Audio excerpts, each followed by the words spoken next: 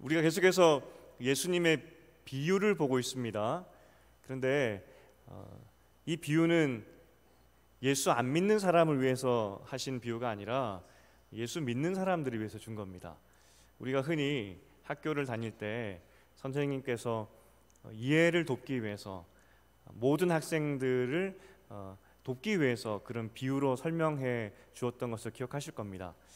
그런데 예수님의 비유는 모르는 사람에게 주기 위한 비유가 아니라 믿는 사람들에게 더 믿음을 주기 위한 비유였다는 겁니다.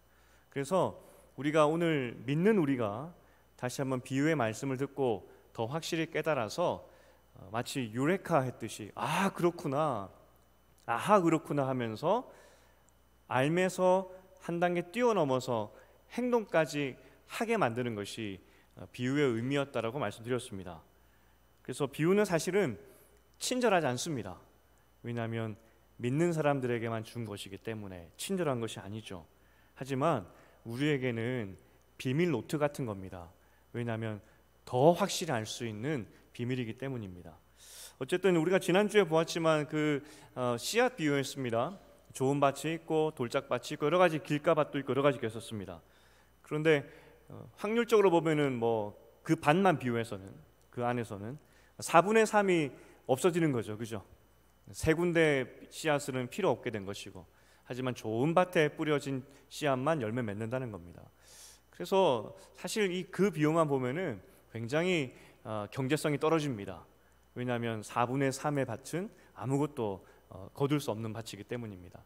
하지만 그럼에도 불구하고 그 비유에서 이야기하는 것이 그 씨앗은 너무나 강력하고 그 씨앗이 뿌리 내려서 열매 맺는 것은 30배, 60배, 100배 열매, 정말 큰 열매이기 때문에 실상 낭비가 아니죠.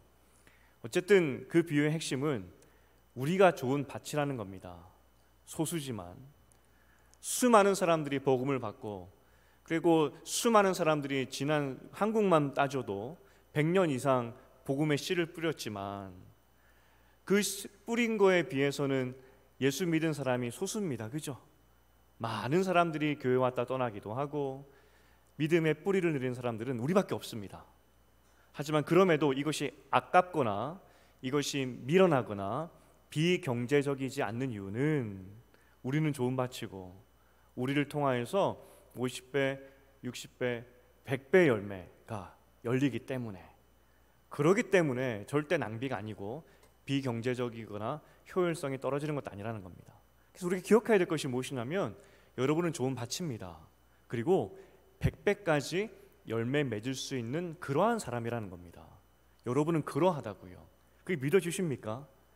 내 삶에 100배까지 열매는 없는 것 같은데, 겨우 하나 해서 하나 남길 것 같은데 그런 생각이 드실지 모르겠습니다. 하지만 하나님께서는, 예수께서는 이 비유를 통하여서 여러분에게 말씀하시는 겁니다. 믿지 않은 사람들이 아니라 여러분에게 말씀하시는 겁니다. 너희는 좋은 밭이고 100배까지 열매 맺을 수 있는 그러한 사람이라고. 아하, 믿어주십니까? 잘 안 믿어주시면 그 다음 비유 보면 됩니다. 오늘 또 이 비유로 우리가 어떠한 사람인지를 말해주고 있습니다. 우리를 위한 메시지라고 말씀드렸습니다. 오늘 두 가지 비유가 나왔는데, 첫 번째는 등불 비유고 두 번째는 말이 좀 재밌었죠. 헤아리고 어쨌든 헤아림의 비유라고 하겠습니다. 첫 번째는 이 등불 비유인데 두 개가 헤아림의 비유와 맞지 않는 것 같은데 성경에도 두 개를 묶어놨고 또 학자들도 두 개를 묶어서 해석을 하더라고요. 그래서 함께 두 개를 보려고 합니다. 등불을 우리가 방에 들 때, 지금이야 전기지만 예전에는 등불 아니었겠습니까? 등불을 둘 때 모든 방을 잘 비출 수 있는 좋은 장소에 두겠죠. 구석에 두는 사람은 없을 것입니다. 등불도 귀하고요, 또 기름도 얼마나 귀한데요. 그걸 낭비할 사람이 없겠죠. 그래서 필요할 때 가장 잘 보이는 곳에 킬 겁니다. 그리고 잘 때는 당연히 끄겠죠. 그게 그 당시 문화였습니다. 등불은 귀한 것이고요, 그러하기 때문에 함부로 켜지 않습니다. 꼭 빛이 필요할 때, 그리고 다 밝힐 수 있는 그러한 곳에 두겠죠. 그게 당연한 그런 이치라는 겁니다. 제가 그 후레쉬를 참 좋아했었습니다. 과거형으로 말을 해야 되는데 왜 좋아했었었냐면 군대를 갔는데 군대에도 후레쉬가 있습니다. 다녀오신 분 아시겠지만 예전도 그랬고 요즘은 잘 모르겠습니다. 기역자 후레쉬입니다. 그런데 굉장히 무겁습니다. 배터리도 큰 걸 넣어요. 그런데 그걸 켜면 정말 안 밝아요. 내 발 앞에 겨우 비칠까? 사실 그 후레쉬의 목적이 앞을 비추는 목적이 아니라 신호를 주기 위한 그런 목적입니다. 그래서 밝지 않아요. 하지만 군생활 내내 고민해하면서 불평했던 것이 무엇이냐면 이걸 어깨에 차야 되거든요. 얼마나 무거운지. 아니 어차피 밝게 비치는 게 아니라면 조그맣게 만들면 되지 하면서 이 비효율적인 이 국방부 하면서 엄청 그렇게 불만을 가졌던 생각이 나요. 그러다가 제가 이제 유학을 갔는데 그 마트에 한번 갔더니 그 당시에 LED, 지금 LED 후레쉬도 이제 없습니다. 근데 LED 후레쉬라고 전구 따마가 아니라 LED 후레쉬가 나와 있는 거예요. 근데 너무 싼 겁니다. 야, 신세계다 하면서 그걸 하나씩 사서 모았습니다. 이 용도에 이렇게 써야지, 저 용도에 저렇게 써야지. 저에게는 그 후레쉬가 너무나 좋아 보였습니다. 나중에 결혼하고 막 제가 후레쉬를 사서 모으니까 아내가 왜 또 사냐고 왜 또 사냐고. 그래서 과거형이라고 이야기했습니다. 사실 얼마 전에도 하나 샀었습니다. 이 용도에 이게 필요하겠지. 그래서 집안 곳곳에 후레쉬를 숨겨놨습니다. 왜냐하면 정전이 되면 켜야지 하는 마음으로. 왜 그런지 모르겠는데 하여튼 그랬어요. 후레쉬는 그리고 등불은 밝게 켜기 위해서 우리가 둡니다. 그리고 언제든지 손을 뻗어서 정전이 되면 우리가 밝힐 수 있도록 또 집안 곳곳에 초나 후레쉬를 두게 되는 것이죠. 오늘 21절 원문의 뜻을 보면 등불이 있는데 이 등불은 희한합니다. 그 등불이 집안으로 왔다라고 표현하고 있습니다. 등불이 온 것은 이라고 되어 있습니다. 내가 킨 것이 아니라 등불이 우리 집안으로 걸어 들어왔다는 그런 의미입니다. 그러면 이 등불이 왜 들어왔을까? 누가 거저준 것도 아니고 등불 스스로 발이 달려서 우리 집안으로 들어왔다는 그런 표현이거든요. 등불이 온 것은 침대 아래에 있기 위해서 온 것이 아니라 항아리 아래에 있기 위함도 아니다. 그 집을 밝게 하기 위해서 그 등불이 걸어 들어왔다, 그런 표현입니다. 마가복음만 이 등불 비유를 할 때 걸어 들어왔다는 표현을 쓰고 있습니다. 스스로 빛을 밝히기 위해서 그 집안을 환하게 밝게 하기 위해서 걸어 들어왔다는 것인데 이 등불이 무엇을 의미하겠습니까? 예수님이겠죠.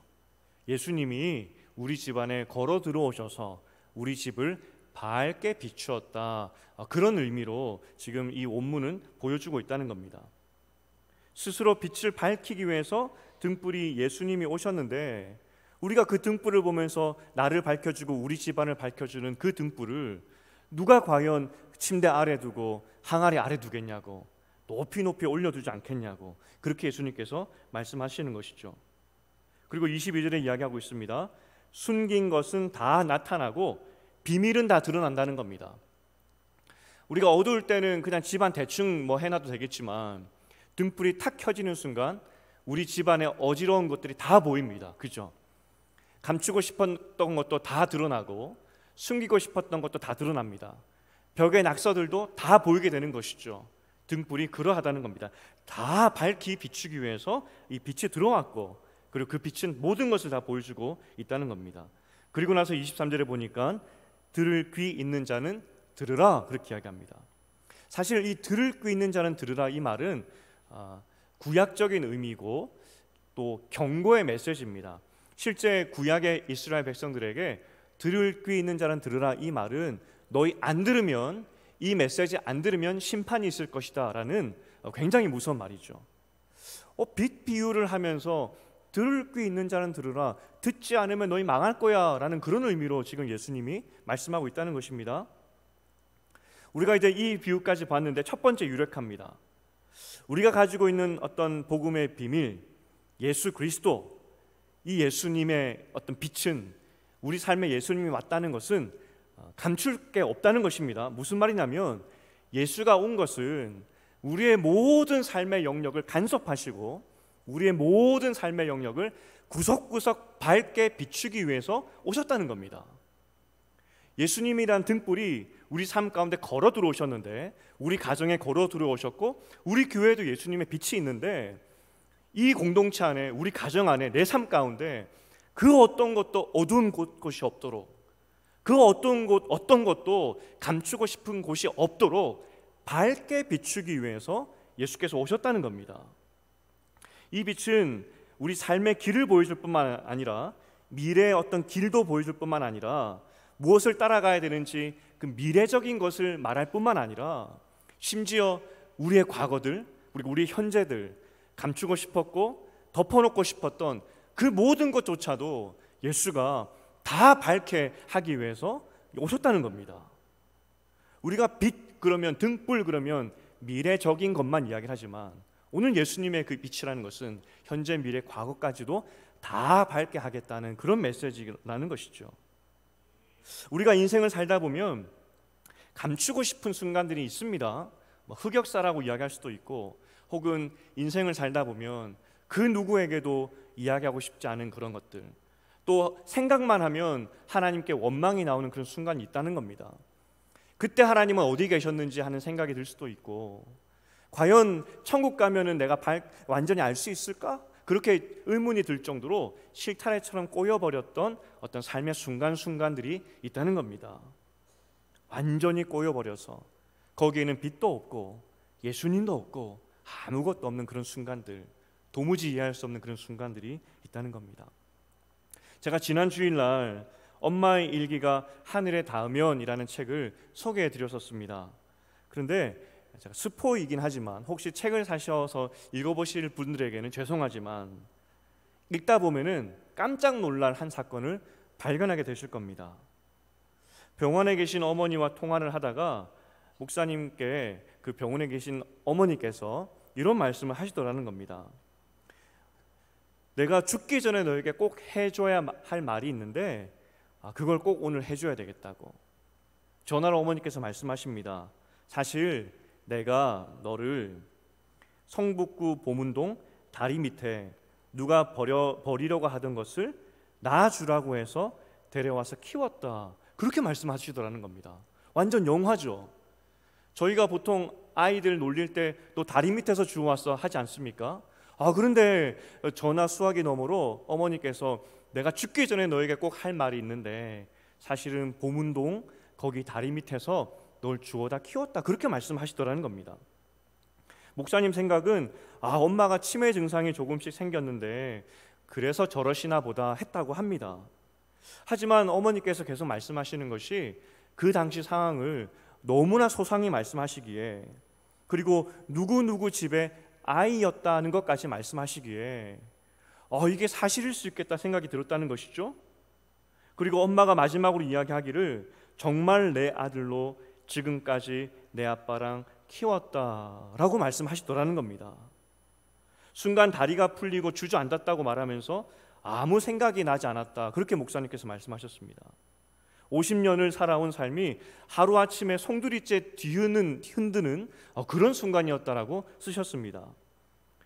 혹시 몰라서 엄마가 치매일 수 있으니 그러한 기대감으로 삼촌들에게 확인 전화를 해봤는데 어느 순간 뜸을 들이시다가도 사실은 맞다라고, 너희 엄마 말이 맞다라고, 그리고 외삼촌들도 한결같이 너희 엄마와 매형이 친자식처럼 키웠다, 특히 엄마는 너를 진심으로 사랑했다 라고 외삼촌들이 그렇게 말씀하시더라는 겁니다.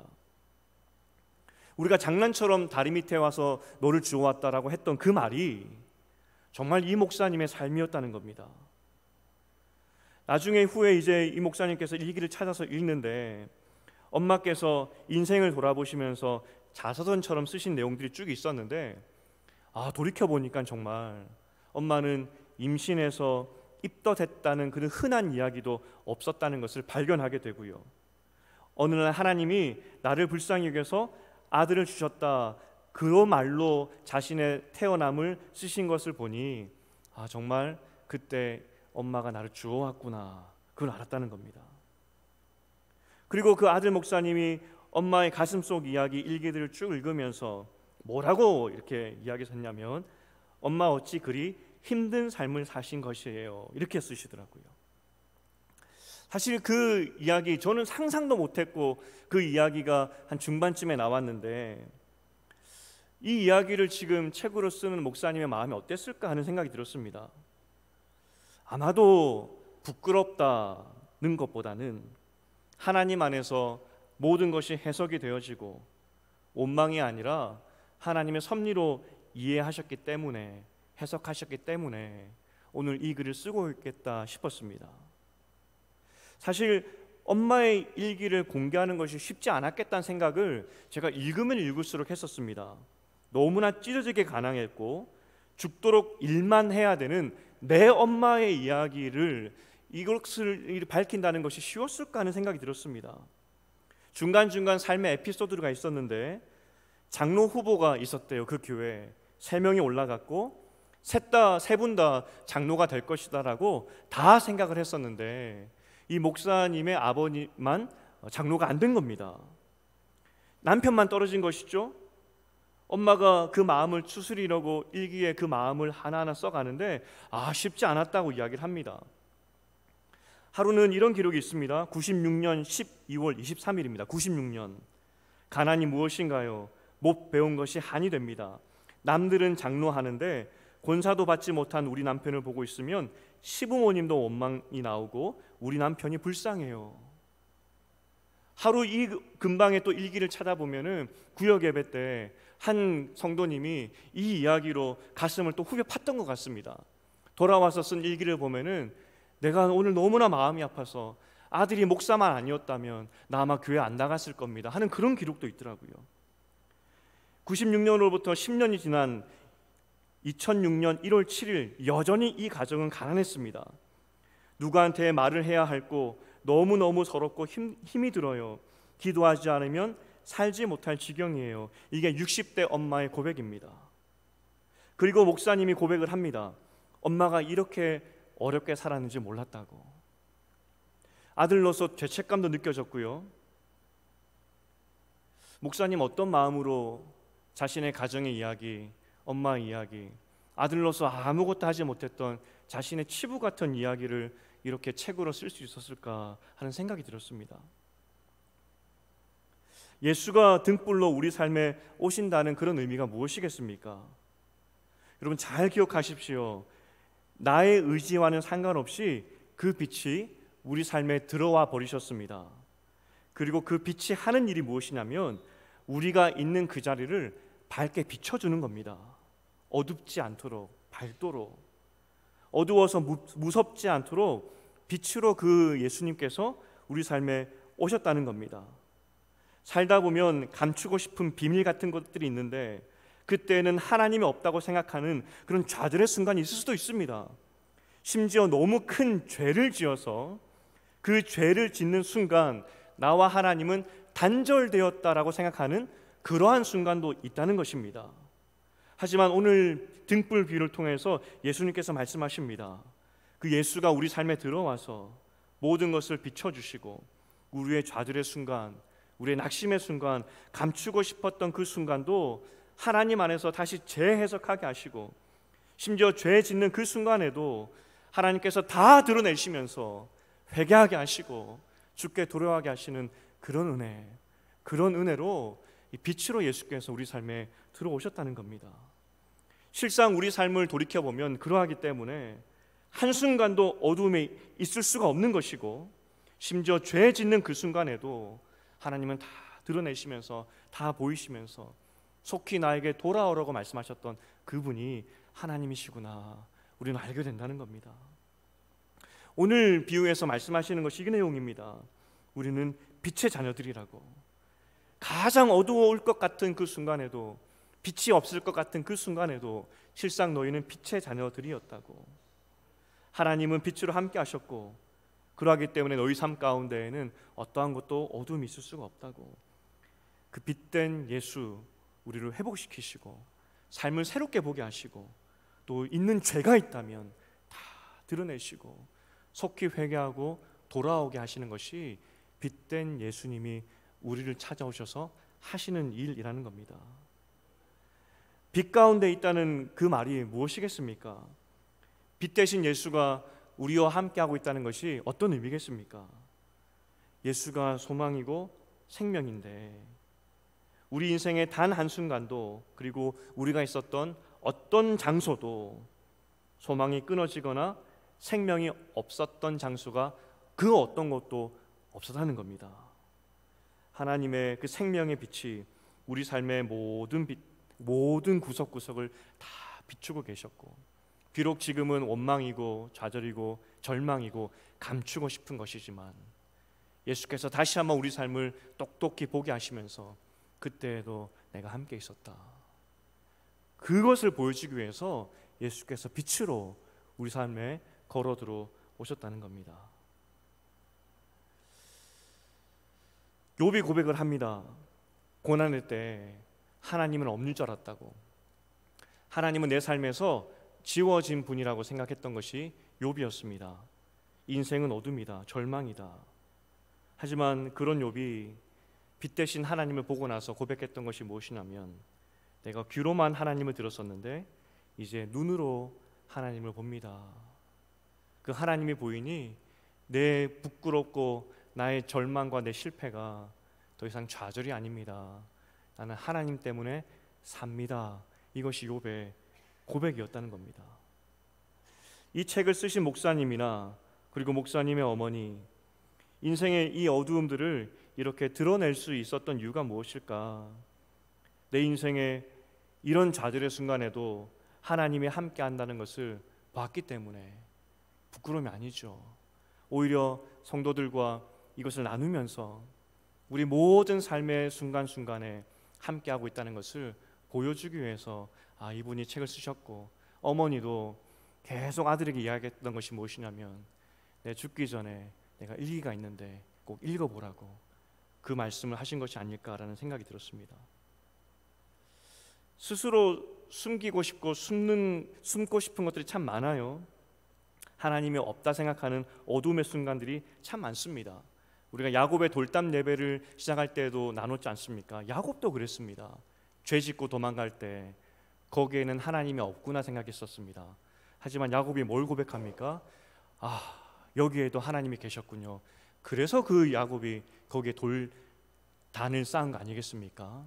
간절히 축복하기는 여러분이 있는 모든 곳은 예수가 함께하고 있는 곳이기 때문에 어두울 수가 없습니다.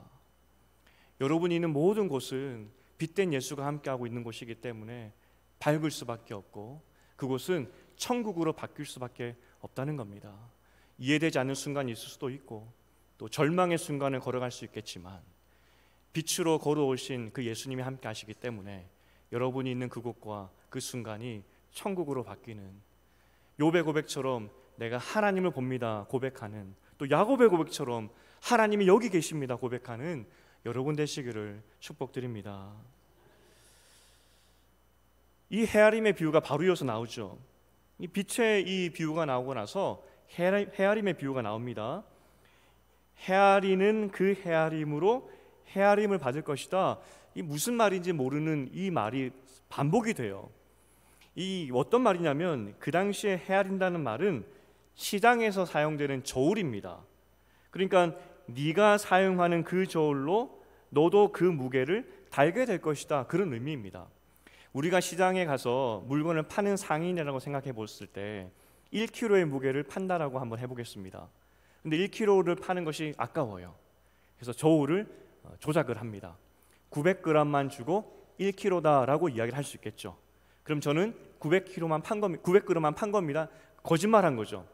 근데 문제는 저처럼 생각하는 사람들이 모든 사람들의 생각이라고 생각해 보겠습니다. 그러면 저도 어디 가서 물건 살 때 1kg를 산다라고 생각했지만 결국은 900g밖에 사오지 못하는 것이죠. 서로 속고 속는 것이 이 막 꼬이고 하게 그런 상황이 되는 것이죠. 그러니까 나중에 저도 물건을 살 때 그 속임수를 그대로 갚음을 당한다는 그런 의미가 된다는 겁니다. 모두가 속고 속이는 그런 것이겠죠. 예수님께서 말씀하시기를 지금 정직하라 그 의미입니다. 저울로 사람 속이지 말고 정직하게 물건 팔라 그런 의미가 된다는 겁니다. 첫 번째 의미는 그래야 너희도 1kg를 사기 원할 때 정확하게 1kg를 살 뿐만 아니라 그렇게 정직하게 시장 거래를 할 때 그 사람이 감동하여서 아, 당신 정직하군요 하면서 물건 더 주지 않겠냐, 뭐 그런 의미가 되겠죠. 거짓말하지 말라는 것입니다. 우리가 키와 몸무게 이야기할 때 거짓말을 많이 해요. 특히 몸무게. 왜 그렇게 몸무게를 낮추려고 애쓰는지, 몇 킬로입니까? 특히 이제 가족 안에서 물을 때 낮추죠. 근데 문제는 그렇게 속일 때 남도 속인다는 겁니다. 저도 몸무게 낮출 때 우리 가족도 몸무게를 낮춘다, 그런 거 아니겠습니까? 지금 예수님께서 정직하라는 것인데, 그러면 뭐에 정직해야 되느냐?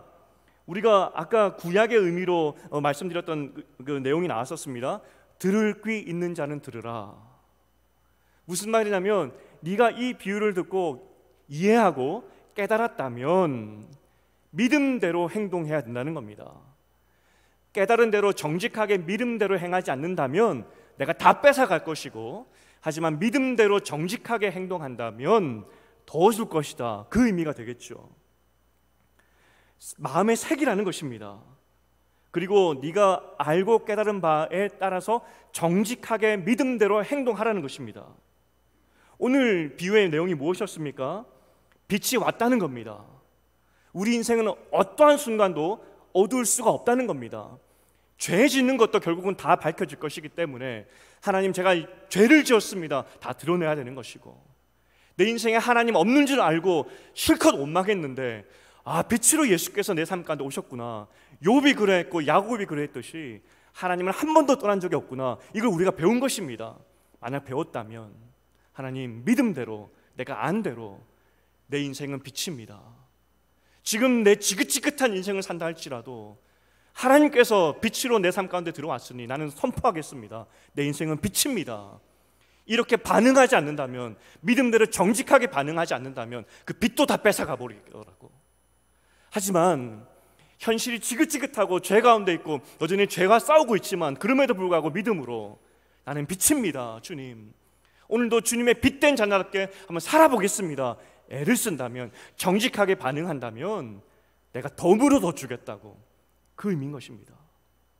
오늘 우리가 기도의 자리로 나왔습니다. 지난주에 우리가 이번 주에 제자반에서 고난에 대해서 보았습니다. 한 권사님이 정말 심각하게 물었습니다. 고난이 하나님 뜻 가운데 일어나는 것도 다 알겠고, 고난이 이 땅 가운데에는 고난이라 할지라도 저 천국 가서 하나님이 영광으로 바꿔주는 것도 다 알겠는데, 하지만 현실에서 이 고난이란 문제가 너무나 고통스럽습니다. 과를 다 마치고 나서 권사님께서 그렇게 정직하게 고백해 주셨어요. 사실은 여러분도 그렇고 제자반 받는 분도 그렇고 정답은 알지만, 과를 다 끝냈지만 결국 여전히 우리 마음 가운데 남는 것이, 그래도 내 삶이 빛으로 예수께서 오셨다고 말씀하시고, 어떤 한 부분도 어둠이 없다고 말씀하시고, 죄 짓는 그 순간에도 하나님께서 함께 하시면서 돌아오라고 말씀하시는 분이 그 빛된 예수님인데, 그게 현실에서 잘 믿어지지 않습니다. 그게 우리의 정직한 고백 아니겠습니까? 하지만 예수께서 말씀하십니다. 정말 그게 맞으니, 정말 그게 사실이니 한번 정직하게 반응하고 정직하게 발버둥 쳐보고 빛된 예수를 붙잡으려고 한번 노력해보라고. 내가 덤으로 더 주겠다고. 하지만 너희가 알고도, 그 진리를 알고도 포기해버린다면 내가 다 뺏어가 버릴 거라고. 그게 오늘 예수님의 말씀이라는 겁니다. 오늘 24절에 보면은 더 받게 될 것이다, 그것이 원어로 보면은 수동태로 되어 있습니다. 하나님께서 더 주신다는 겁니다, 우리가 반응할 때.